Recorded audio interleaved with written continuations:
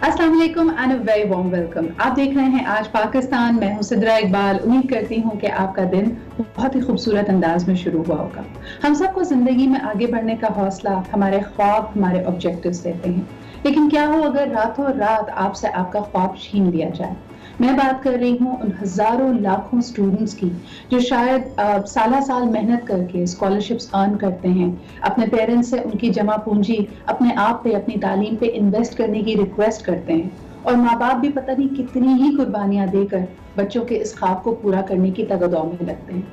ये साल जब वहां पे रहते हैं तो हालात आसान नहीं होते। स्टूडेंट अकोमोडेशन को अफोर्ड कर पाना कईयों के लिए मुश्किल होता है, और पढ़ाई के साथ साथ वो कई जॉब्स भी करते हैं। अपने प्यारों से हजारों मील दूर रहते हैं, और हो सकता है आप अपनी जिंदगी के बड़े अहम जो माइलस्टोन्स हैं उनको मिस कर जाएं।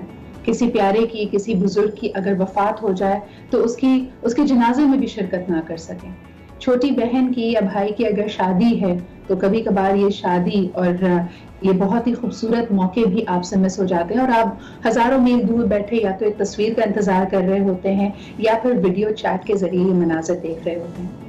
इतनी सारी कुर्बानियां देने के बाद यकायक अगर आपसे कहा जाए कि वतन वापस लौट जाइए और आपकी डिग्री भी नामुकम्मल ही रह जाएगी, ऑनलाइन क्लासेस लेने वाले लोगों को फ्रीज आउट किया जा रहा है, ये है वो बड़ा डिसीजन जो प्रेसिडेंट ट्रंप ने लिया है, और इससे जो जरूरियात हैं उसके मुताबिक तालीम को उसके लिए तैयार किया जा सके कि आज जो आप तालीम और तरबियत बच्चे को स्कूल में या कॉलेज में देते हैं वो इस आने वाली दुनिया के लिए तैयार हो। इस दफा this is going to be an all virtual conference जो कि जिसका आगाज हो रहा है कल से, यानी 10 से लेके 12 जुलाई तक। ये completely virtual school of tomorrow initiative by the Beaconhouse. इसमें 60 से ज्यादा इंटरनेशनल स्पीकर्स हैं and some of the leading minds in the education and academia. उनके सामने भी यही सवाल होगा कि क्या ऑनलाइन एजुकेशन और डिस्टेंस लर्निंग की सूरत में एक्चुअली स्कूल आना आप बिल्कुल खत्म कर दें। कल मैंने एक और दोस्त जो मेरी एक टीचर हैं इन एन अमेरिकन स्कूल, उनकी SOPs भी अपने सोशल मीडिया पे शेयर की थी कि वहां पे जो गुफ्तगू हो रही है, स्कूल्स को दोबारा रीओपन करने की बात की जा रही है, तो किन SOPs पे अमल दरामद होगा। हमारे यहाँ भी ये बात की जा रही है और कहा यह जाता है कि September is when the schools and the colleges are looking at reopening. लेकिन सबसे बड़ा कंसर्न जो इसमें आया है कि हम लोग न्यूक्लियर फैमिलीज नहीं हैं। ऑलमोस्ट हर घर में आप देख सकते हैं कि बुजुर्ग भी मकीन है, जिसमें दादा दादी, नाना नानी, कोई बुजुर्ग फूफा या चची शामिल होंगे। उन लोगों की मौजूदगी में अगर हम बच्चों को स्कूलों में भेजते हैं तो क्या हम उस पूरे घराने को, उस पूरे हाउस होल्ड को एट रिस्क डालते हैं। ये वो स्पेसिफिक प्रॉब्लम्स हैं जो पाकिस्तान फेस कर रहा है। But coming back to the issue, it still is hanging in the lurch कि अमेरिका में मकीन जो इंटरनेशनल स्टूडेंट्स हैं उनका क्या फ्यूचर होगा, और इस खबर के बारे में हम आपको मजीद भी अपडेट करते रहेंगे। अभी लेते हैं एक छोटा सा break and we will be right back.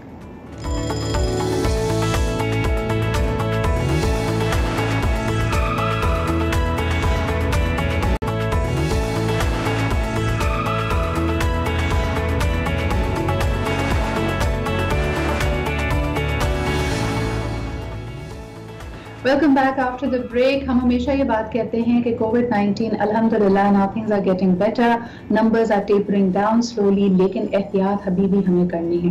पहले ये सिर्फ हमें नंबर्स लगते थे, फिर उसके बाद जब इसने वार किया हमारे करीबी और हमारे प्यारों पर, तो ये नंबर्स से हम नामों पे तब्दील हो गए, और इसमें बड़े बड़े नाम इस फहरिस्त में आए जो ये आपको बताता है कि ये वबा किसी तबके को नहीं देखती, किसी खास मसलक को नहीं देखती, ये नहीं देखती कि आप छोटे हैं, बड़े हैं, अमीर हैं, गरीब हैं, मर्द हैं या औरत हैं। It can actually really affect you and can attack you at any time.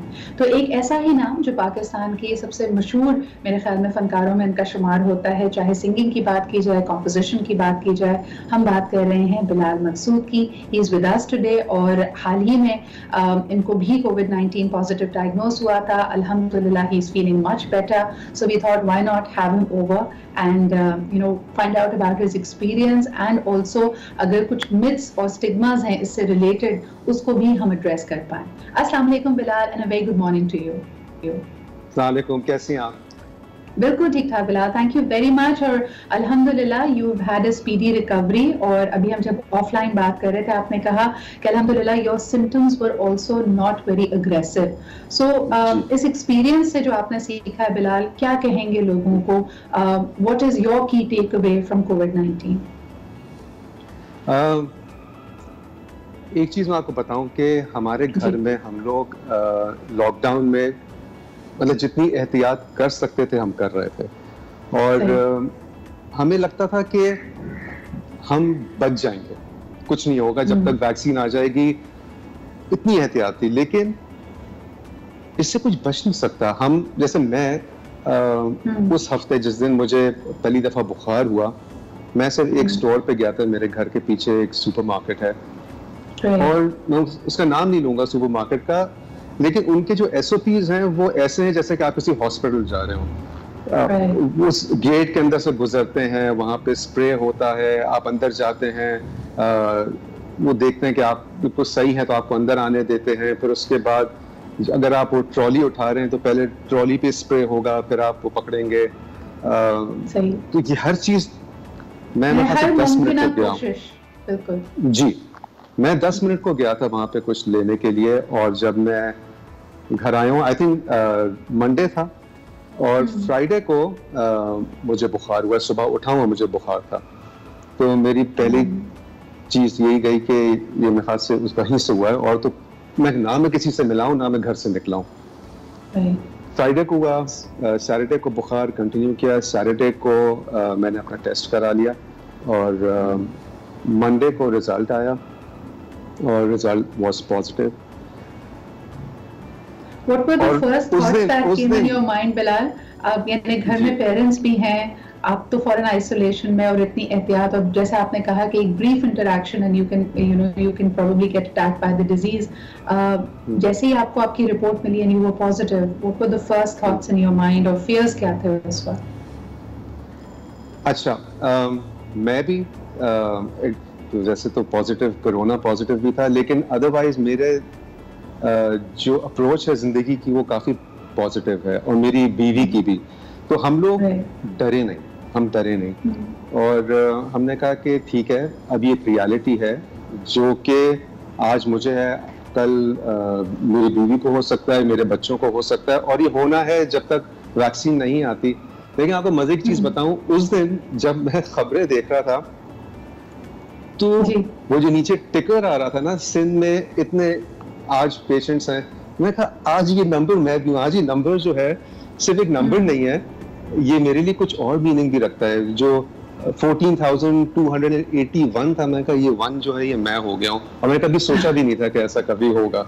Absolutely. और मैं यही, आज हमने शुरुआत में भी जैसे बात कर रहे थे कि for some time it was just numbers, फिर उसके बाद हम नामों से और जान पहचान के लोगों को हमने देखा, आपको देखा, बहुत सारे और शोबिज़ स्टार्स को अपने दोस्तों में देखा। So I think the reality is there. लेकिन मुझे बिलाल ये भी बताएं कि जो हमारे यहाँ एक और डिबेट है, of course this has changed our lives, a lot of people are struggling financially as well, तो उनके पास तो शायद ऑप्शन भी नहीं होता, यानी उनके लिए बाहर निकलना मजबूरी है उनकी। और इस वक्त लोग बहुत डरे हुए भी हैं इस हिसाब से कि आने वाले कल में मईशत का, रोजगार का, हमारी सैलरीज, एक्सपेंसेस का क्या होगा। स्पेसिफिकली इन योर इंडस्ट्री, अगर मैं म्यूजिक इंडस्ट्री की बात करूं, how are people responding? Music industry का मैं आपको बताता हूं, लेकिन ये जो दुनिया के हालात हैं, मैं समझता हूं कि ये एक बड़ी अपॉर्चुनिटी है पाकिस्तान के लिए भी, कि जो बड़ी पावर्स थी वो हम देख रहे हैं कि वो अब इतनी पावरफुल रही नहीं है। दुनिया बदल रही है, अब थोड़े दिन में दुनिया जो है ये क्लीन स्लेट हो जाएगी, और पाकिस्तान को इसका फायदा उठाना चाहिए कि अब जो नए तरीके आएंगे रहने के, वो सबके लिए नए होंगे, और पाकिस्तान भी उसका फायदा उठा सकता है। अभी से हम सोचना शुरू कर दें कि अगले 20 साल में ये दुनिया कहाँ जा रही है, और जहां हम उस तरह कैचअप नहीं कर सकते थे, अब हमारे पास ऑप्शन है, एक अपॉर्चुनिटी है कि हम उसके साथ चल सकें। तो हमें से फायदा उठाना चाहिए। ठीक है, ये मुश्किल वक्त हैं, ये निकल जाएंगे, और हमेशा मुश्किल वक्त आते हैं। म्यूजिक इंडस्ट्री पे भी बहुत मुश्किल वक्त है, क्योंकि जो कॉन्सर्ट इंडस्ट्री है वो सबसे ज्यादा पैसा कमाती है दुनिया भर में। सही सही। चाहे पाकिस्तान किसी भी म्यूजिशियन के लिए, तो वो सबसे ज्यादा अफेक्ट हुई है। आप गाने बना सकते हैं, गाने ऑनलाइन रिलीज भी कर सकते हैं, वो सब चीजें चल सकती हैं, लेकिन वो जो गाने आप बना रहे हैं वो ट्रांसलेट होते हैं कॉन्सर्ट्स में, और आपकी जो मेजर अर्निंग्स है कॉन्सर्ट से आती हैं। पिछले इतने दिनों से नहीं हुए, नजर भी नहीं आ रहा कि इस साल होंगे। जो गिनती के पाकिस्तान में चंद ऐसे लोग हैं जो कि रेगुलर कॉन्सर्ट्स करते थे, तो वो तो अभी भी सरवाइव कर लेंगे, उनके पास इतने पैसे होंगे कि वो ये वक्त गुजार लें। लेकिन बहुत सारे म्यूजिशियंस हैं जो कि एक कॉन्सर्ट से दूसरे कॉन्सर्ट तक अपना काम चलाते थे, तो उनका काम सारा रुका हुआ है। बहुत सारे लोग ये स्टूडियोज में जो चीजें जो रिकॉर्ड होती थी, यानी आपके पास भी, और इसमें भी जिस तरह बिलाल हम बात करते हैं तालीम की, यानी इस वक्त अगर आप ऑनलाइन लर्निंग की बहुत बात भी करें, तालीम भी वही हासिल कर सकता है जिसके पास कनेक्टिविटी हो, जिसके घर में बिजली हो, जिसके पास एक लैपटॉप या एक मोबाइल हो। इसी तरह म्यूजिशियंस में भी तो कई ऐसे लोग होंगे जिनके पास टैलेंट तो बेपनाह है लेकिन वसाइल नहीं है, वो घर बैठ के अकेले म्यूजिक नहीं बना सकते, उनके पास स्टूडियो फैसिलिटीज नहीं है, इंस्ट्रूमेंट्स नहीं है, कोई प्रोड्यूसर नहीं है, उनका क्या होगा? Is there anything being done for them? Government की तरफ से कोई रिलीफ है या आप लोग कोई एडवोकेसी कर रहे हैं उनके लिए? देखें, वो जो म्यूजिशियंस हैं उनका इस मुल्क में कभी कुछ नहीं हुआ, वो हमेशा से परेशान है, वो अभी भी परेशान है। ये जितनी भी गवर्नमेंट्स आई हैं उन्होंने कभी म्यूजिक इंडस्ट्री को इंडस्ट्री नहीं समझा। फिल्म इंडस्ट्री की हम बात करते हैं तो फिल्म इंडस्ट्री को ये लोग इंडस्ट्री कहते हैं, जबकि उसने हमेशा हमें लॉसेस में लेके गई है वो इंडस्ट्री, उसने कभी कुछ कमा के नहीं दिया। अगर ये लोग थोड़ा सा इन्वेस्ट कर लें म्यूजिक इंडस्ट्री पे, तो एक ज़माने में थोड़े सालों की पहले बात कर रहा हूँ, आपकी सबसे बड़ी कल्चरल एक्सपोर्ट जो थी वो आपकी म्यूजिक थी। कोक स्टूडियो है हो गया, हम स्ट्रिंग्स की म्यूजिक हो गई, जुनून की म्यूजिक हो गई, इंडिया में, दुनिया भर में, हॉलीवुड में नुसरत फतेह अली खान साहब, आबदा परवीन, ये वो लोग हैं जो ये बड़े बड़े नाम हैं, आपके लिए नाम भी ला रहे हैं आपके लिए, और अपने काम से और पैसे भी ला सकते हैं। और अगर आप इस इंडस्ट्री में इन्वेस्ट करें तो ना सिर्फ आपका फायदा होगा, बल्कि जितने जैसे आपने खुद कहा कि this is the right time to sort of take the steps in the right direction. अगर पहले चलें let's not try over spirit में लिनियर तरीके से आपने नहीं इसको दर्जा दिया, आज आपके पास ये सलाहियत मौजूद है। जिस तरह हम अक्सर बात करते हैं जी, पाकिस्तान का बिरादर मुल्क टर्की की बात की जाए, इस वक्त बिलियंस ऑफ डॉलर्स में उनकी कंटेंट एक्सपोर्ट्स हैं, जिसके अंदर अर्तुगरुल की बात की जाती है, उनकी म्यूजिक की बात की जाती है। Of course Pakistan has the talent to make the most of this opportunity as well. Thank you so much for speaking to us this morning. Wishing you once again a complete and a full recovery, and for all those who are right now COVID, आप सबके लिए भी हमारी यही दुआ होगी। छोटा सा ब्रेक लेते हैं, we'll be right back.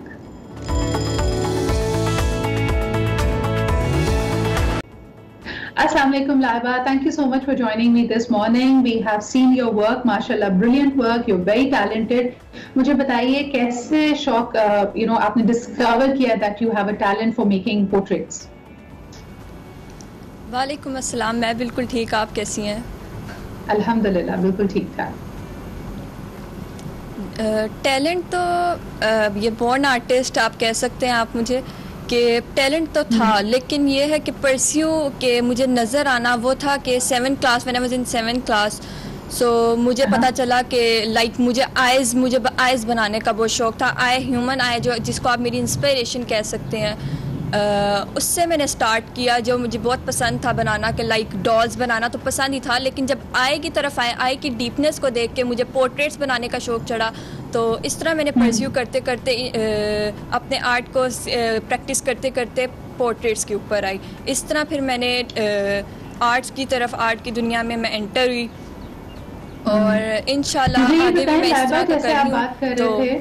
कि यू कम्प्लीटली सेल्फ टॉट, यानी कोई टीचर पर्सनली आपको सिखा नहीं रहा था। मैं इस बारे में the reason why we have invited you here today, because बहुत सारे इस वक्त स्टूडेंट्स स्ट्रगल कर रहे हैं ऑनलाइन लर्निंग से। मेरे ख्याल में कहीं ना कहीं वो जो एक मोटिवेशन होती थी क्लासरूम में जाने की, किसी उस्ताद का आपकी हैंड होल्डिंग मेंटोरिंग करने की, वो बहुत सारे स्टूडेंट्स क्रेव करते हैं। जब आप अपने आप को खुद you were looking for resources, YouTube पे कोई चीज देख ली, कोई किताब पढ़ ली, कोई ट्यूटोरियल देख लिया, मुश्किल होता है ये करना, या मैं समझना ये चाह रही हूँ कि उस वक्त आपकी क्या मोटिवेशन होती थी to learn on your own? You did not need a physical class, आपको किसी इंस्टीट्यूट में जाने की जरूरत नहीं पड़ी, किसी के साथ बैठकर सीखने की जरूरत नहीं पड़ी। तो फर्क क्या होता है इस तरह की लर्निंग में?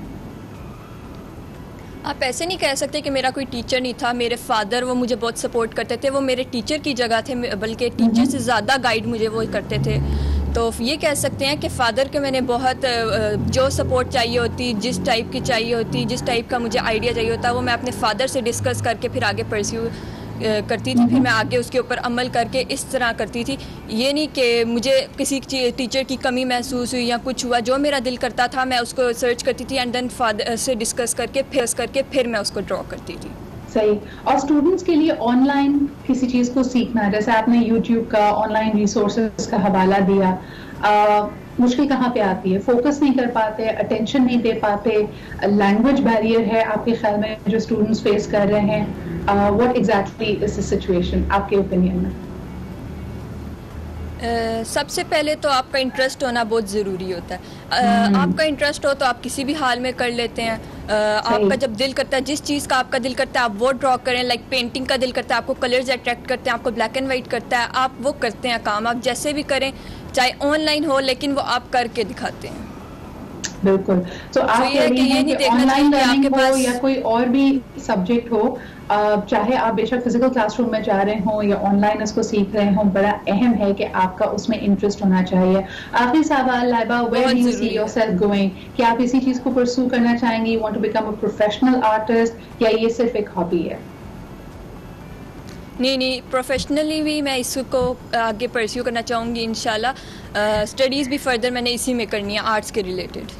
Wonderful, wonderful. So good to hear that. Congratulations once again on being so inspiring for other people too. और wishing you all the very best of luck. अब जरा आगे बढ़ते हैं जी प्रोग्राम में और एक बड़े इशू के बारे में बात करते हैं।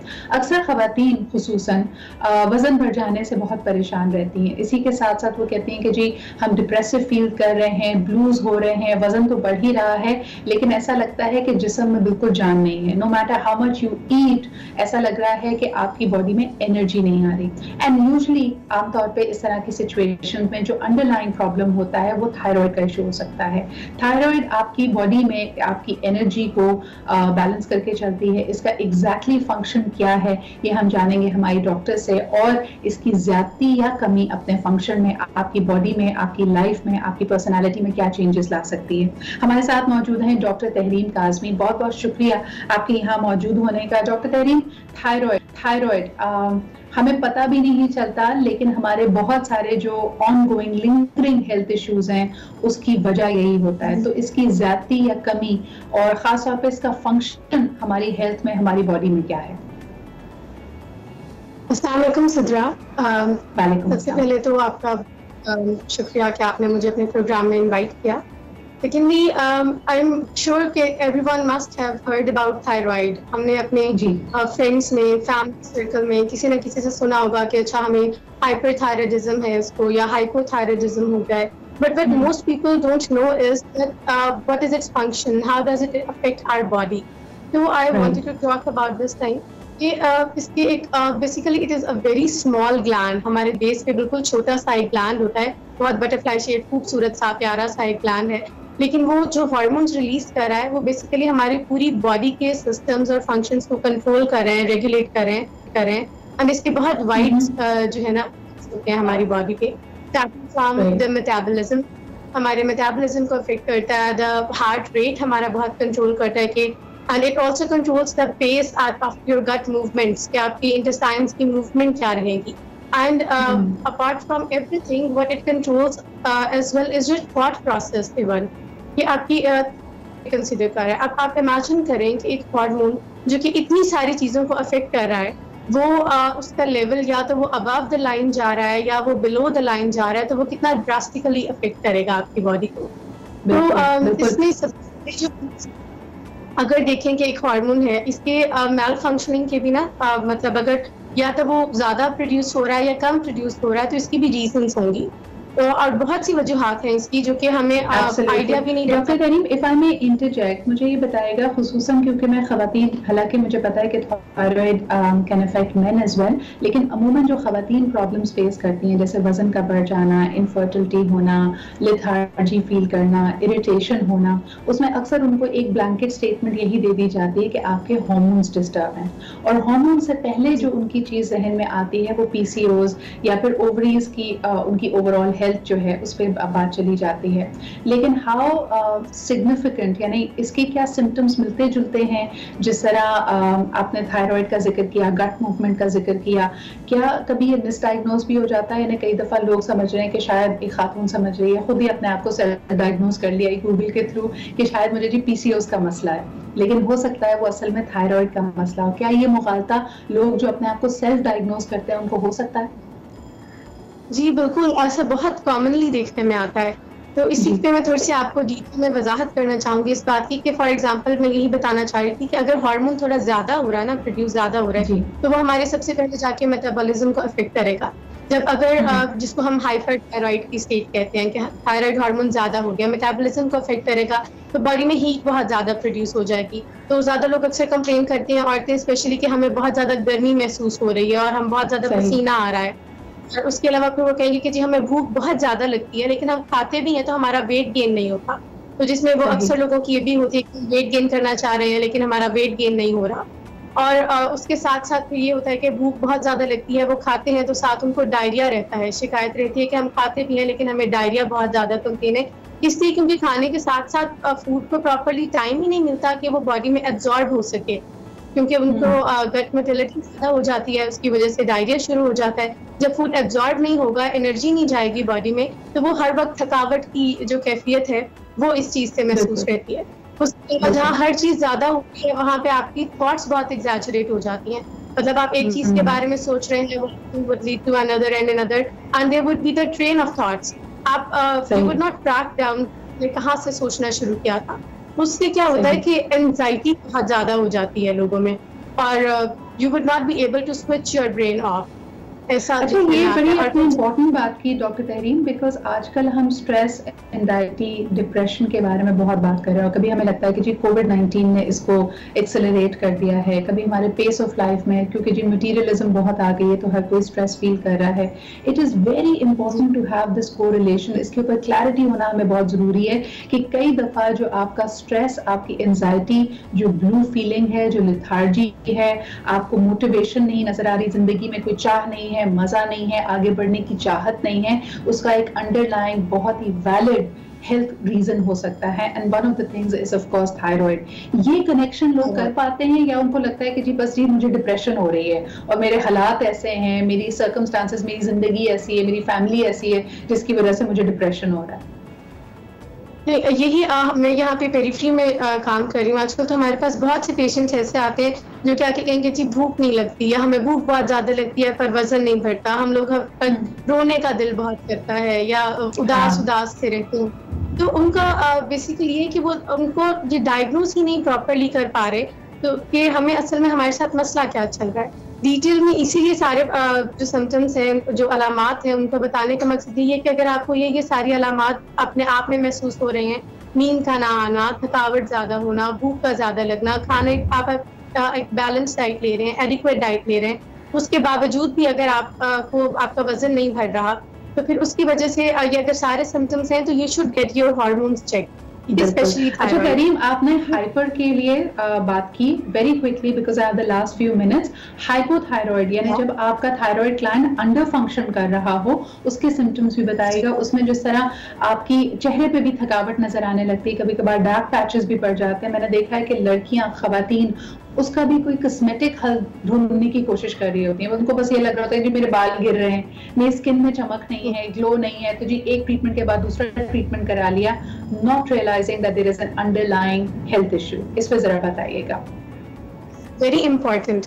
बेसिकली अगर एक हार्मोन लेवल है वो हमारी बॉडी में अगर ज्यादा होकर इफेक्ट्स कर रहा है तो उसकी कमी की वजह से भी इफेक्ट्स आएंगे, क्योंकि बेसिकली इफेक्ट तो वो हमारी पूरी बॉडी को कर रहा है। ठीक है, उससे मेटाबॉलिज्म रेट जो है ना उसकी कमी की वजह से वो कम हो जाएगा। तो हमें ठंड अक्सर पेशेंट्स का कि गर्मी में भी ठंड का महसूस होना, ठंड लगती है, हार्ट रेट बहुत कम हो जाता है, आपकी धड़कन स्लो रहती है। जब मेटाबॉलिज्म कम होता है, आपका फूड प्रॉपर्ली जो है वो डाइजेस्ट नहीं होता, तो एनर्जी नहीं रहती, थकावट हर वक्त की थकावट रहना, नींद का आना।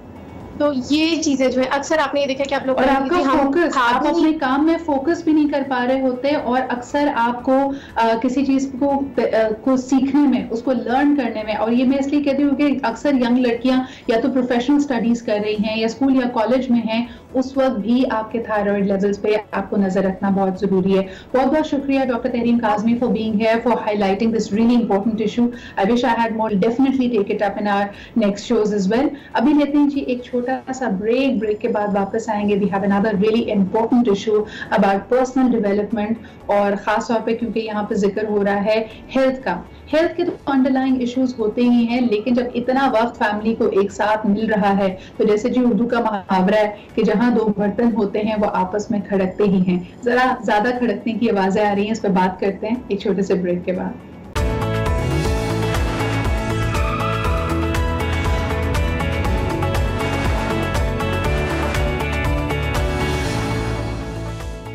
And welcome back. आप देख रहे हैं आज पाकिस्तान, और सबसे पहले आपको बताते चलें कि आज का जो हमारा मौजू है वो सब लोगों की जिंदगी को इम्पैक्ट कर रहा है।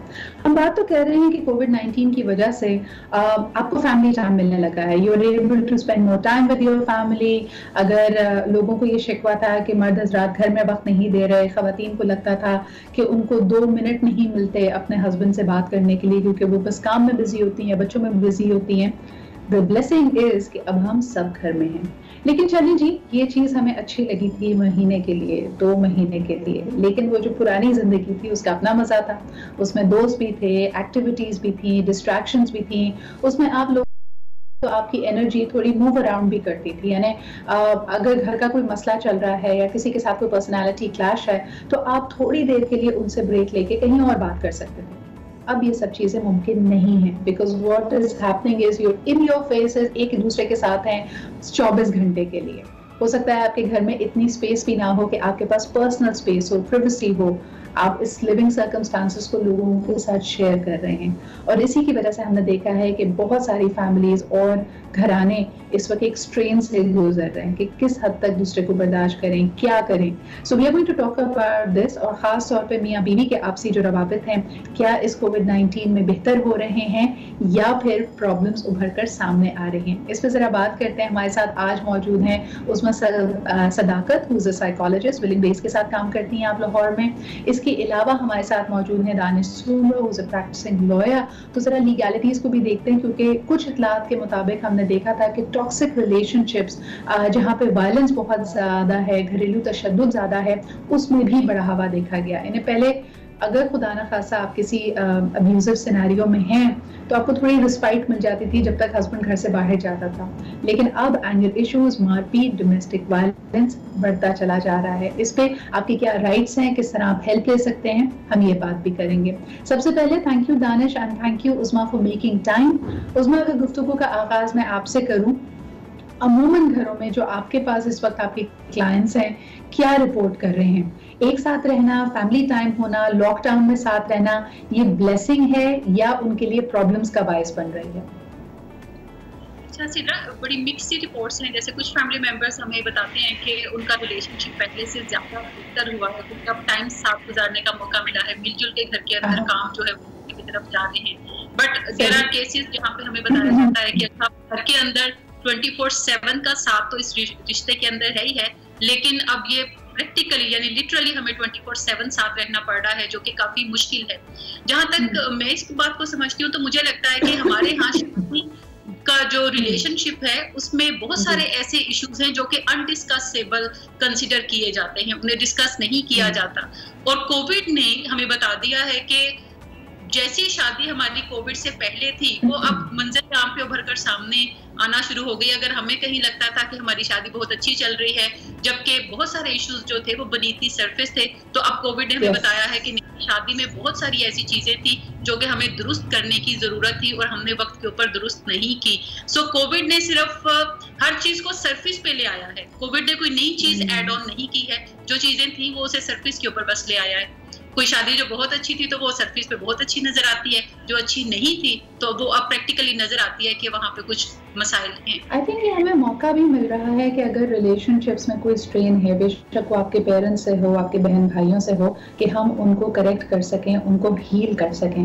लेकिन दानिश, कई मामलात में हीलिंग से बहुत बियॉन्ड की बात होती है। हमने ये भी देखा है कि डोमेस्टिक वायलेंस बढ़ गया है और पहले तो इतना सख्त लॉकडाउन होता था कि शायद हेल्प के लिए रसाई भी नहीं थी। इस वक्त क्या सूरत हाल है? आपके पास जो केसेस आ रहे हैं, क्या आप देखते हैं कि यूरोप की तरह पाकिस्तान में भी डोमेस्टिक वायलेंस, अब्यूज खुसूसन लॉकडाउन के दौरान इसमें बढ़ावा आया है?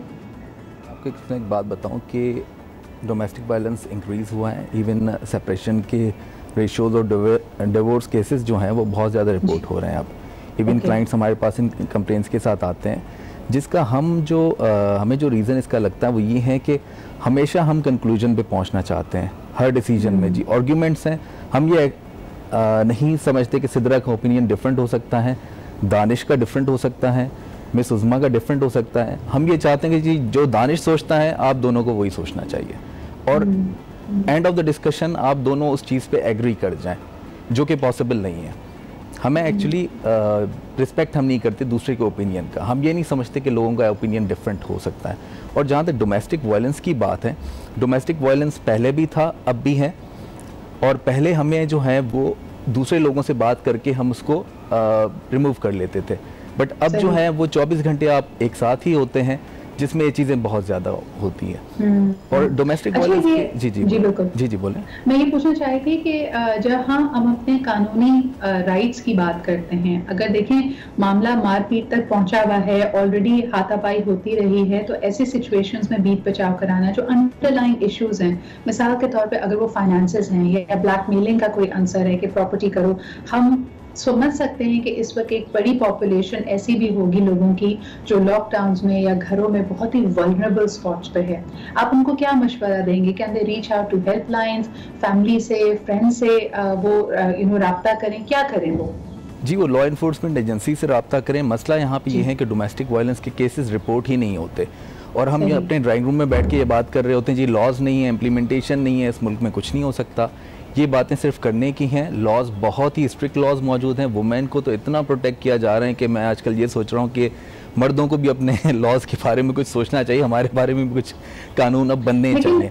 लोगों को अवेयरनेस नहीं है। आप सही कह रहे हैं, हम इसको लाइट हार्टेड तरीके से कहते हैं, लेकिन इतने सारे कवानीन के बावजूद हम सदफ ज़हरा जैसे केसेस देखते हैं। इस वक्त आप देख रहे हैं सोशल मीडिया पे बात, हैशटैग जो चल रहा है justice for Sadaf.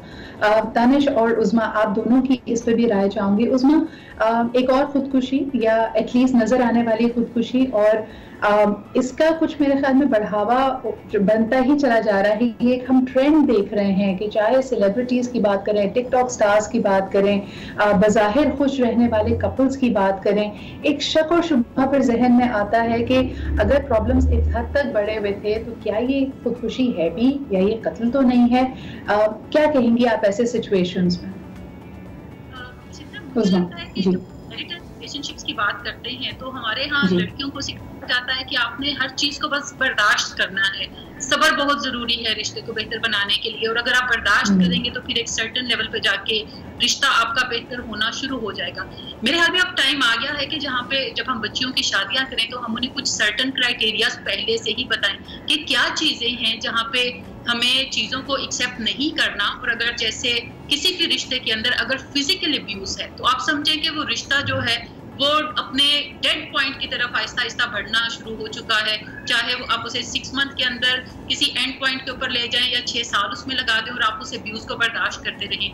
Physical abuse is something जिसके ऊपर लड़कियों को फौरी तौर पे अपने पेरेंट्स से रब्ता करना चाहिए या किसी प्रोफेशनल से रब्ता करना चाहिए, या अगर वो समझती हैं कि ये रिश्ता अब खत्म हो चुका है तो यकीनी तौर पर वो किसी न किसी लीगल हेल्प की तरफ जा सकती हैं। बट आई थिंक अगर किसी रिश्ते के अंदर फिजिकल अब्यूज है तो फिर ये सोच विचार करना कि ये रिश्ता जो है मैं बर्दाश्त करूंगी तो ये मैनेज हो जाएगा, तो ये मैनेज कभी भी नहीं होगा, क्योंकि फिजिकल अब्यूज एक दिन अगर हुआ है तो नेक्स्ट डे ज्यादा होगा, अगले महीने उससे ज्यादा होगा और फिर ये बात कहीं खत्म नहीं होने वाली। सो हमें एक तो कुछ ना कुछ अपनी बाउंड्री जरूर सेट करनी चाहिए कि what would be acceptable for me as a wife और क्या चीजें मुझे एक्सेप्ट नहीं करनी इस रिश्ते में। सो अच्छा, इसमें एक बात मैं जरूर उस्मा हाईलाइट करना चाहूंगी, आपकी बात बिल्कुल सही है, लेकिन जो मैंने टेस्टिमोनियल्स या मेरा जो मुशाहिदा रहा है, मैंने लोगों को देखा है, जब बात फिजिकल वायलेंस तक पहुंचती है उससे पहले के मराहिल भी बहुत तकलीफदेह होते हैं। यानी किसी शख्स की जात की नफी की जा रही होती है, उसको emotionally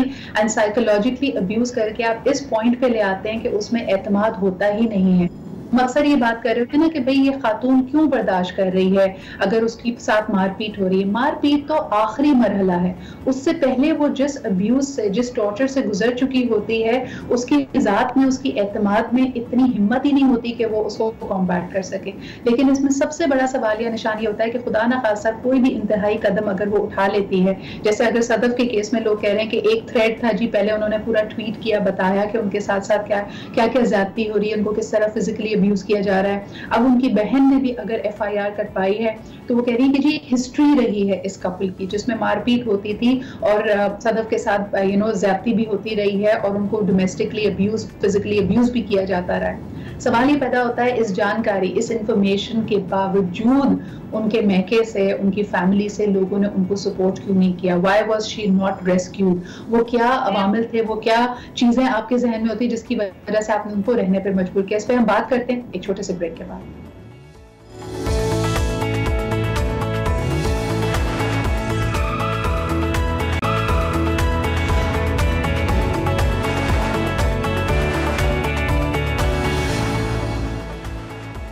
welcome back after the break. हम बात कर रहे हैं कि इस वक्त क्वारंटीन में जो घरेलू नाचाकी बढ़ती चली जा रही है या फिर लोगों के डिफरेंसेस और उभर कर सामने आ रहे हैं। ऐसा लगता था कि पहले बाहर निकलकर दुनिया को देखकर अपने आप को डिस्ट्रैक्ट करके शायद अगर कोई रिश्ता बोझल भी हो रहा है तो हमारे में इतनी हिम्मत होती थी कि हम उसको कैरी कर सकें। यानी अगर एक खातून है तो शायद अपने बच्चों के मुस्तकबिल के लिए, उनकी स्कूल की एक्टिविटीज़ में, हो सकता है अगर वो प्रोफेशनल हो तो अपने काम में कहीं ना कहीं अपने जहन को बटा सकती थी। लेकिन अब इस सिचुएशन में जब आपके साथ बहुत सारी और चलने वाली चीज़ें आपसे कटकर अलग हो गई हैं, आप घरों तक महसूर हो गए हैं और अपने प्रॉब्लम्स को फेस कर रहे हैं, तो कई लोगों में इतनी हिम्मत नहीं है and the problems are increasingly becoming difficult and more violent. अच्छा, इसमें सक्सेस स्टोरीज भी हैं, उसकी बात भी करेंगे उसमें, बल्कि चलें उसी से शुरुआत कर लेते हैं। जैसे आपने खुद कहा कि अगर रिश्ते कमजोर पड़ रहे थे, मियाँ बीवी का आपसी रिश्ता खराब हो रहा था, तो क्या कोविड-19 के इस लॉकडाउन ने उनको इतना वक्त और ये एक अपॉर्चुनिटी भी दी है कि वो अपने रिश्ते को हील कर सकें? मेरे ख्याल में अपॉर्चुनिटी इस लिहाज से दी है कि अब वो इंट्रोस्पेक्ट करने की तरफ जा सकते हैं। लेकिन ऐसा नहीं है कि अगर रिश्ता जो था वो काफी खराब था तो वहां पे कोई डेलिब्रेट एफर्ट ही उस रिश्ते को बेहतर बना सकती है, जिसमें कोई सोच विचार करे कि मैं ज्यादा क्रिटिसिज्म करने की तरफ जा रही थी या जा रहा था, या फिर डिसरिस्पेक्ट हमारे रिश्ते के अंदर काफी ज्यादा बढ़ गया था, तो हम उस चीज के ऊपर काम करके उन्हें मैनेज करने की तरफ जाएं। लेकिन डेलिब्रेट एफर्ट के अलावा अगर हम ये सोचें कि खुद ब खुद ही हो जाएगा तो वो शायद मुमकिन ना हो। जैसे मेरे नजर में बहुत सारे ऐसे रिलेशनशिप्स हैं जहाँ पे डेलिब्रेटली लोग काइंड होने की कोशिश करते हैं अब एक दूसरे के साथ और चीजों को बेहतर बनाने की कोशिश करते हैं। थोड़ा क्रिटिसिज्म है तो बातचीत कर दी कि ये मुनासिब बात नहीं है। लेकिन ऑन अ लाइटर नोट, आपको नहीं लगता कि वो मर्द हजरात जिनको लगता था कि जी हम क्योंकि बाहर कमाने के लिए जाते हैं तो हमारा रोल, हमारा कंट्रीब्यूशन इस घराने के लिए ज्यादा है, ये करती ही क्या, ये तो पूरा दिन घर में होती है, सिर्फ सफाई कर ली, बच्चों का थोड़ा सा ख्याल रख लिया, अब एक तरह से आंखें खुली भी तो हैं कि पूरा दिन घर में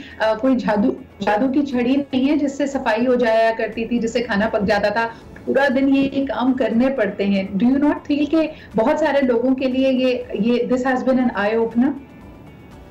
बिल्कुल ऐसा है, लेकिन जैसे मैंने पहले अर्ज की कि जो रिलेशनशिप कोविड से पहले भी खराब थे और उनमें बहुत सारे इश्यूज चल रहे थे, तो यकीनी तौर पर वो इश्यूज कोविड से उभर कर सामने आएंगे। जैसे हमारे यहाँ जो मेरा एक्सपीरियंस रहा है, मुझे तकरीबन 22 साल हो गए हैं प्रैक्टिस करते हुए, और मेरे तजुर्बे के अंदर यही चीजें नजर आती हैं कि इवन 35 इयर्स की मैरिज के बाद भी ज्यादातर हमारे यहाँ कपल्स जो हैं वो गुजारा पॉलिसी के ऊपर चलते हैं। और अगर मैं उनसे बात करूं, अच्छा आपकी वाइफ को क्या कलर पसंद है, तो उन्हें नहीं पता होगा। वाइफ से पूछे तो वो बताएंगे कि इन्होंने कभी तो मुझे कोई गिफ्ट ही नहीं ला के दिया। सो ये चीजें चलती रहती हैं। हाँ, जो मैरिज का इंस्टीट्यूशन है खास तौर पे, उसको हमें थोड़ा रीडिफाइन करने की भी जरूरत है कि मैरिज एक्चुअली है क्या, और इसमें आप कंपेनियनशिप को एंजॉय करते हैं, इसमें सिर्फ आप गुजारा नहीं करते रहते। हमारे यहाँ मैरिज को समझा जाता है कि ये कोई बच्चे पैदा करने के लिए एक तरीकाकार है जो कि लीगली या हमारा रिलीजन हमें अलाउ करता है, जबकि मैरिज जो है वो एक कंपेनियन के साथ आप एक ताल्लुकात इस्तेमाल करते हैं और उस कंपेनियनशिप को एंजॉय करते हैं।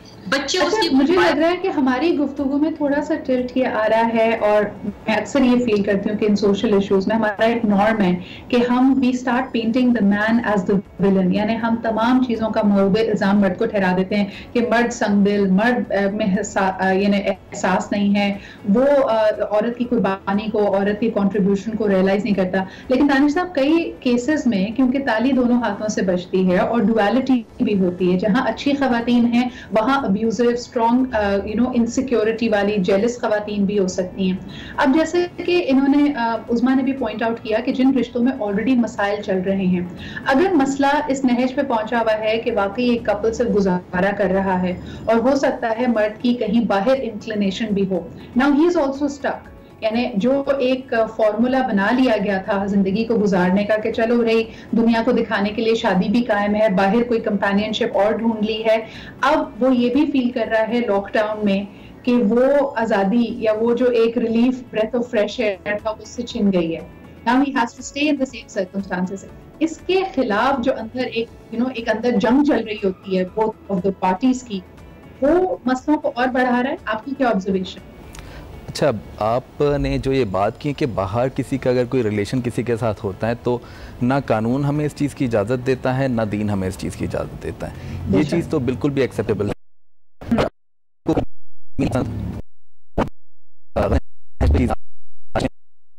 नहीं। आप जो हैं वो दूसरा रिलेशनशिप आप कैरी करें at a time, illegal relationship, immoral relationship जो है वो एक्सेप्टेबल कहीं पे भी नहीं है। ये चीज़ें अनहेल्दी चीज़ों को जन्म देती हैं। इससे कोई आदमी के लिए जी बिल्कुल बिल्कुल, इवन आप जिसके लिए चाह रहे हैं, आप बाहर अगर आप किसी को आप पसंद कर रहे हैं, इवन वो रिलेशन भी विदाउट जो निकाह है वो बहुत ही प्रॉब्लम्स क्रिएट करेगा आपके लिए भी और माशरे के लिए भी। तो ये चीज़ें तो बिल्कुल भी एक्सेप्टेबल कहीं पे भी नहीं है। लेकिन पूछने का मकसद ये था कि लाइफ इज नॉट परफेक्ट। बहुत सारे लोग दो किश्तियों में सवार चल रहे होते हैं और गुजारा कर रहे होते हैं। अब जब वो अपने घरों में कैद हैं और एक किश्ती तक उनकी कोई रसाई नहीं है, क्या आपको लगता है उसकी वजह से भी घर में प्रॉब्लम्स बढ़ रही हैं? देखें, वो प्रॉब्लम पहले से ही थी।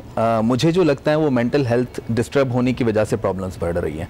हम एक दूसरे को रिस्पेक्ट नहीं कर रहे, इस वजह से प्रॉब्लम बढ़ रही है। आप अपने जो स्पाउस हैं आप उसको देखें कि वो आपके लिए क्या क्या ब्लेसिंग्स आपकी लाइफ में उसकी वजह से आई हैं, तो आप उसको ऑनर करना शुरू करेंगे, आप अल्लाह की ब्लेसिंग्स को आप ऑनर करेंगे, तो इससे चीज़ें बेहतर हो जाएंगी।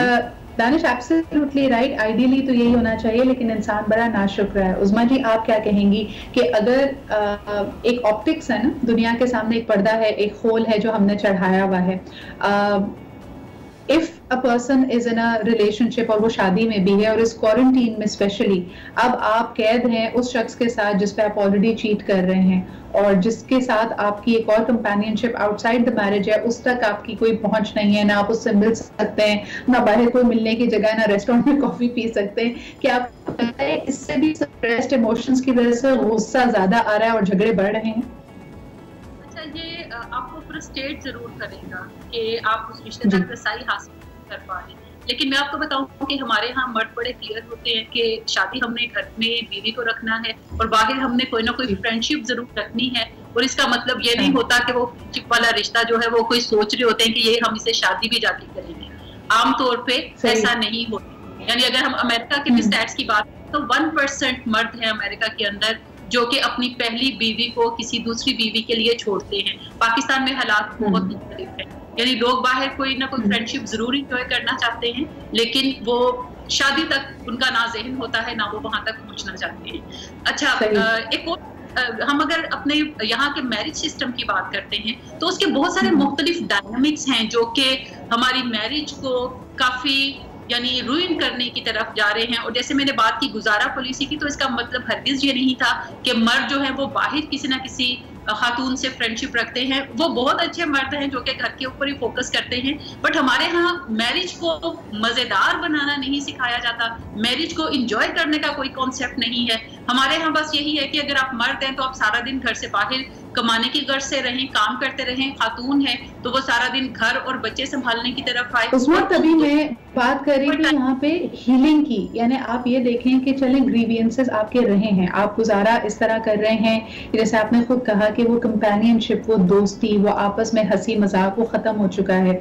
लेकिन आप मुझे बताएं कि अगर एक साथ रह रहे हैं और रिश्ते में इतनी कड़वाहट आ गई है कि बगैर लड़े या बगैर एक दूसरे को ताना दिए, बगैर किसी चीज एक दूसरे को बुरा भला कहे बगैर या कोई पुरानी बात पे झगड़ा शुरू किए बगैर दो लोग आपस में बात ही नहीं कर सकते, तो ड्यूरिंग द कोविड वो अपने आप को हील कैसे करें या रिश्ते को हील कैसे करें? यानी ये काफी एक मुश्किल काम है जो कि हम उन्हें करने की बात कर रहे हैं, बट ये नामुमकिन नहीं है, नामुमकिन हरगिज नहीं है।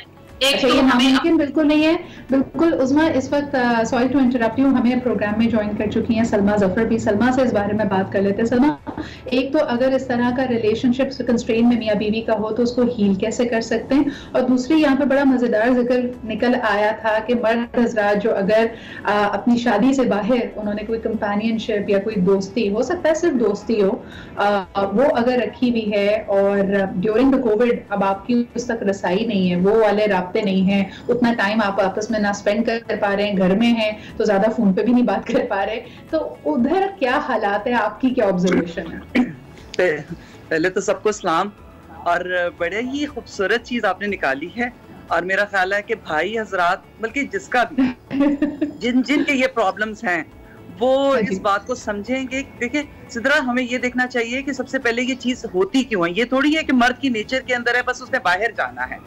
हाँ। किसी चीज की कमी भी हो रही होती है सिद्रा घर के अंदर, घर की औरत किसी चीज पे ध्यान नहीं दे पा रही होती है, जिसके बाद वो गैप बनना शुरू हो जाता है, दोनों के अंदर कम्युनिकेशन गैप बनना शुरू हो जाता है, एक दूसरे की अंडरस्टैंडिंग में कमी आ रही होती है, एक दूसरे को टाइम नहीं दे पा रहे। तो अब ड्यूरिंग कोविड आपको वही शख्स नजर आएगा जिससे आप भाग रहे थे, तो वो उसके साथ आप बैठे हुए हैं, और आपको ये भी एहसास होगा कि वो आपके नाम पे आपके घर में बैठा हुआ है, आपके बच्चे देख रहा है, आपके घर को देख रहा है, आपकी फैमिली को देख रहा है, और कितनी एफर्ट कर रहा है। ये तो मेरा ख्याल है खवातीन के हक में बेहतर भी हुआ है। मैं अभी आपके आने से पहले यही बात कर रही थी सलमा कि अब मर्दों को भी एहसास हुआ है कि घर में कोई जादू की छड़ी नहीं है जिससे जी घर साफ भी हो जाता था, खाना पक भी जाता था very quickly before we head for a break.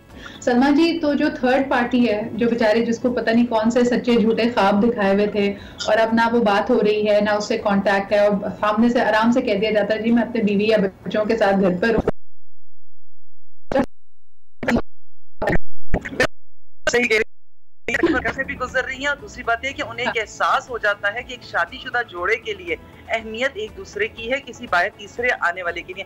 बाहर वाला हमेशा बाहर का ही रहता है, तो ये चीज जरूर है, वो फैमिली से बाहर है। और उसके बाद ये एहसास जरूर उनके अंदर आता है कि खाली ये रिलेशनशिप ले लेना या दोस्तियां कर लेना, बाहर मिल लेने से फैमिली नहीं बनती है, उसके लिए बड़ी एफर्ट करनी पड़ती है जो घरेलू औरत कर रही होती है, और इस टाइम जी जान मार रही है अपने शौहर के लिए भी और अपने। तो एक तरह से कहना चाहिए सलमा जी, अब तो बीवी का टाइम आया है और वो दिखा सकती है कि जी मैं क्वारंटीन कुकिंग भी कर रही हूँ, मेरा बड़ा अच्छा फैमिली टाइम चल रहा है, तो अगले वाले के दिल पे तो छुरियां चल रही होंगी। बड़ा टफ टाइम है उन औरतों के लिए, और मर्दों को ये बात समझ में आ रही है, जो मेरा ख्याल है 3 घंटे या 4 घंटे किचन में रहती थी, अब वो सारा दिन रहती है। मैं तो कहती हूँ चाय ही नहीं मान है जो हर वक्त चलती रहती है, और ऊपर से बच्चे भी घर पे हैं।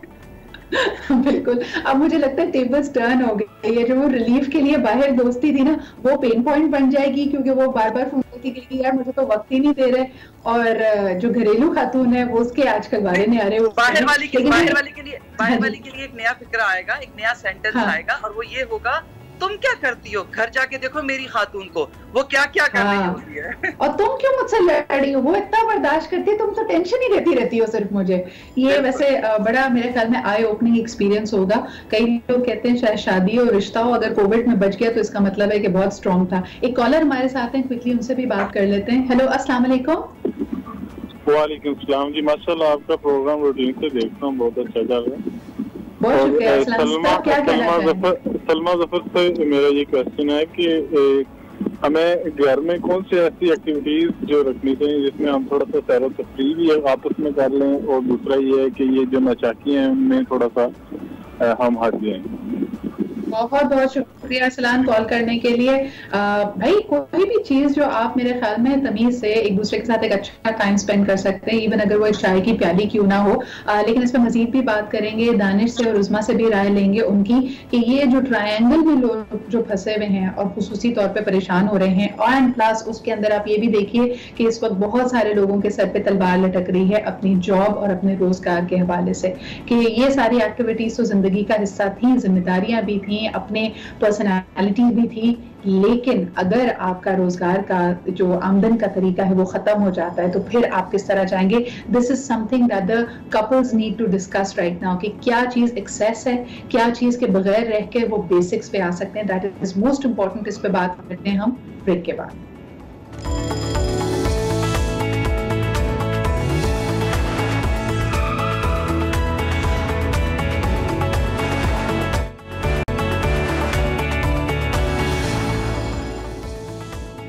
वेलकम बैक जी, आप देख रहे हैं आज पाकिस्तान। बात कर रहे हैं कि कौन कौन से इश्यूज की वजह से ड्यूरिंग द कोविड-19 एक फैमिली का एटमॉस्फेयर, वहां पे जो रवैया है लोगों के लिए, जो एनवायरनमेंट है वो खराब हो सकता है। अब जरा आने वाले कुछ दिनों की भी बात कर लेते हैं। यूजुअली कोई थर्ड पार्टी का होना जरूरी नहीं है।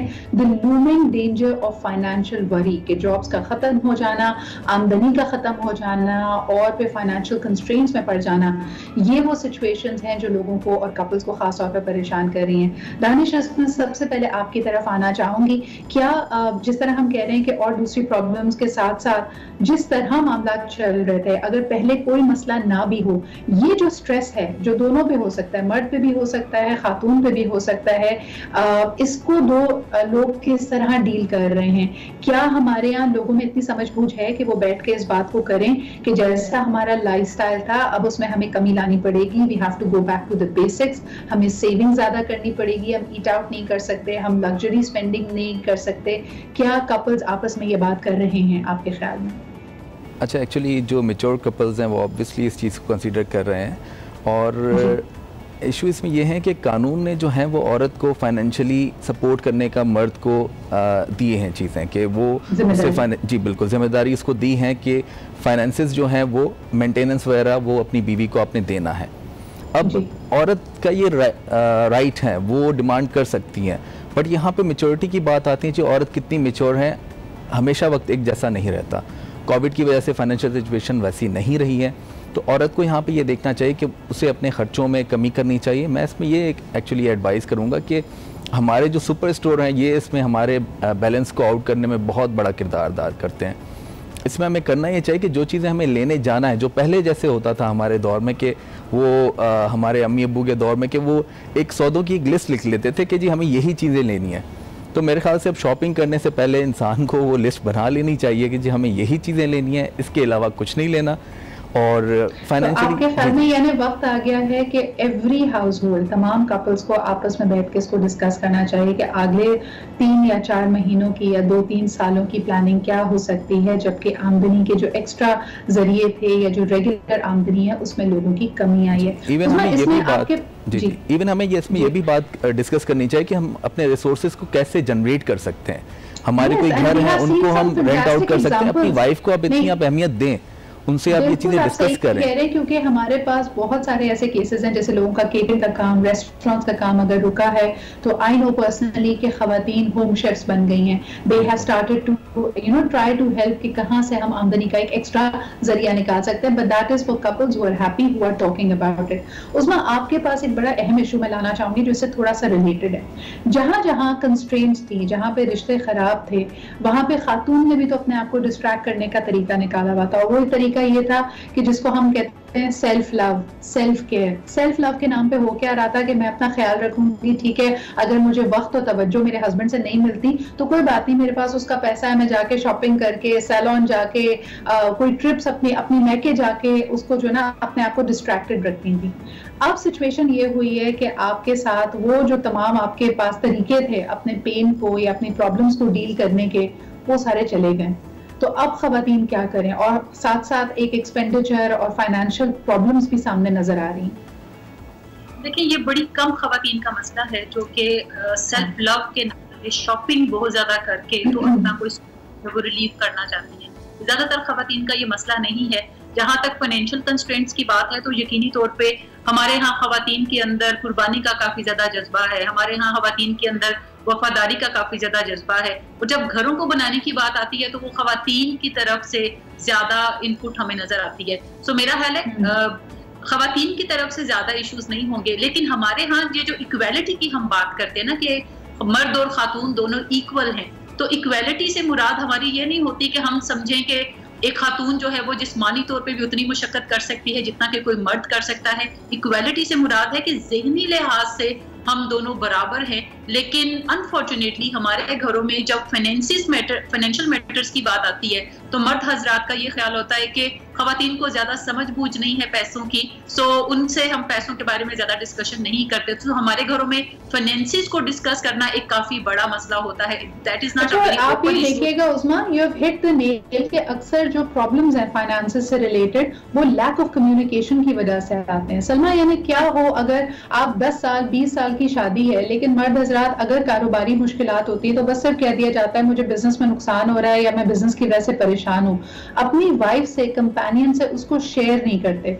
दूसरी तरफ खातून पड़ रही होती है कि मेरे जो मैं कोई अपने लिए तो कुछ मांग नहीं रही हूँ, घर का खर्चा मुझे चलाना है, बच्चों की जरूरियात पूरी करनी है, बच्चों की फीस देनी है, तो मुझे बताएं तो सही इस वक्त हम फाइनेंशियली कहाँ खड़े। ये जो इतना बड़ा गैप है दोनों की फाइनेंशियल अंडरस्टैंडिंग का, इसके बारे में जरूर मशवरा दें लोगों को।